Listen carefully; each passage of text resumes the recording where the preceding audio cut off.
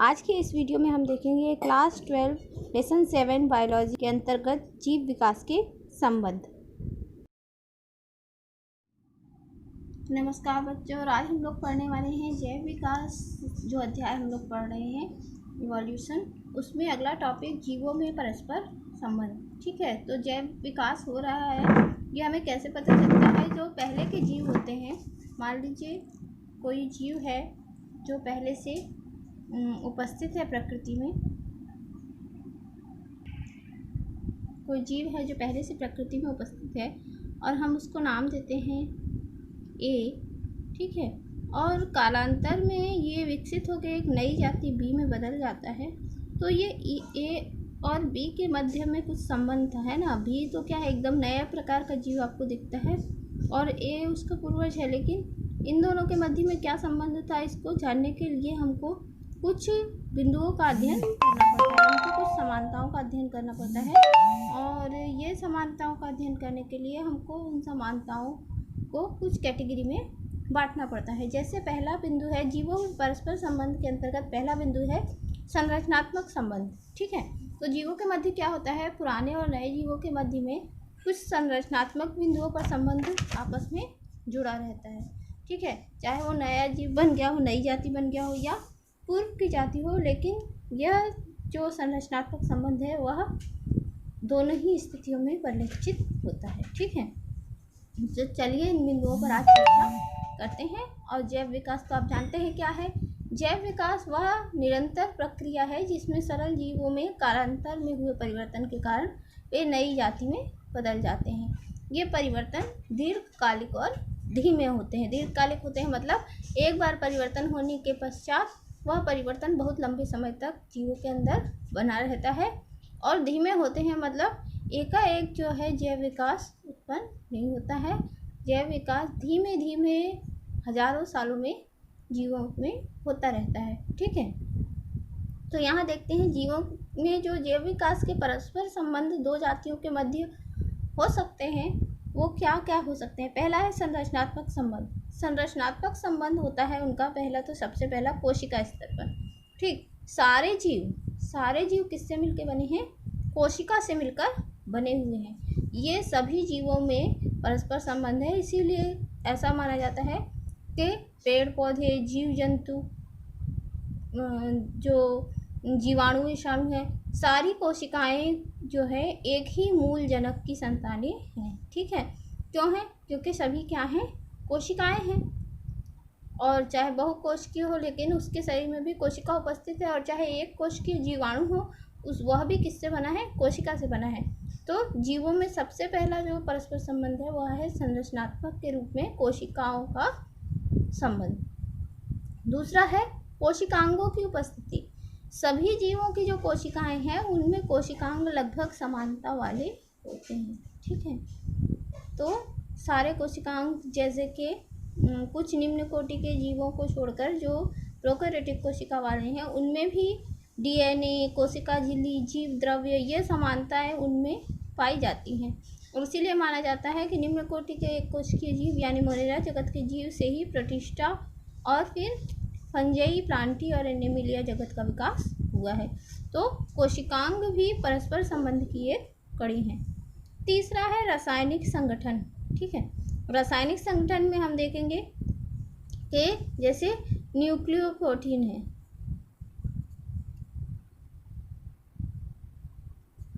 Nucleoprotein. ठीक है, तो ये जो न्यूक्लियोप्रोटीन है वो एक कोश के जीवों के अंदर भी उपस्थित है और बहुकोश के जीवों के अंदर भी उपस्थित है, पेड़ पौधों में भी उपस्थित है, जीव जंतुओं में भी उपस्थित है। तो ये जीवों में विकास के मध्य परस्पर संबंध को दर्शाता है। चौथा संबंध जो है वो बहुकोशिकीय जीवों के लिए है। ये बहुकोशिकीय जीवों में विकास के संबंध को दर्शाता है। यह है ऊतकीय संबंध, है ना, कि सभी बहुकोशिकीय जीव क्या होते हैं, ऊतक नामक कोशिकाओं के संगठन से बने हुए होते हैं। ठीक है, और कुछ ऊतक ऐसे होते हैं जो सभी जीवों में लगभग समानता वाले होते हैं, जैसे कि पेड़ पौधों की एपिडर्मिस। ठीक, आप जानते हैं एपिडर्मिस क्या है, एपिडर्मिस। ठीक है।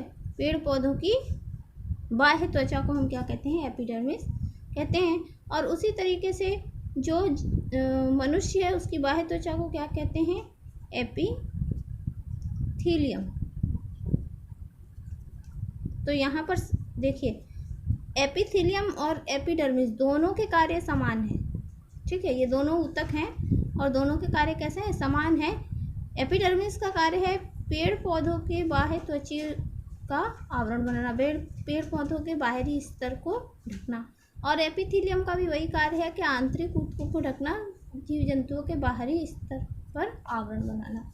तो यहाँ पर जो संरचनात्मक संबंध है वो सभी जीव जंतुओं में जो है लगभग एक समान होता है, चाहे वह एक कोशिकीय हो चाहे बहुकोशिकीय हो। ये इनका एक ही जनक कोशिका से विकसित होना प्रदर्शित करता है, ठीक है। जीवों में जो विकास का परस्पर संबंध है उसका दूसरा बिंदु है जैविक संबंध समान जैविक क्रियाओं पर निर्भर करता है। सारे पेड़ पौधे जीव जंतु एक कोशिकीय बहुकोशिकीय लगभग समान जैविक क्रियाओं का प्रदर्शन करते हैं। जैसे सबसे पहले जनन, सभी जीव जंतु क्या करते हैं, जनन क्रिया के माध्यम से प्रतिलिपिकरण करके अपने समान जीव को उत्पन्न करते हैं, ठीक है। चाहे वह पेड़ पौधे हों, चाहे मोनेरा जगत के जीव हों, चाहे वह फंजी जगत के जीव हों, चाहे वो एनिमेलिया जगत के जीव हों, ठीक है। उसी तरीके से पोषण, सभी जीव जंतु क्या करते हैं, जीवित रहने के लिए पोषण प्राप्त करते हैं, ठीक है। पोषण प्राप्त करके वो अपने लिए ऊर्जा का निर्माण करते हैं। तो यहाँ पर ऐसे सारी क्रियाएं जैसे श्वसन है, उत्सर्जन है, स्वांगीकरण है, ऐसी सारी क्रियाएं जो हैं सभी जीवों के अंदर पाई जाती हैं, मतलब समान जैविक क्रियाएं होती हैं, इसीलिए जीवों में परस्पर संबंध स्थापित होता है, ठीक है। अंतिम जो विकास की कड़ी को दर्शाने वाला परस्पर संबंध है वो है क्रियात्मक संबंध, ठीक है।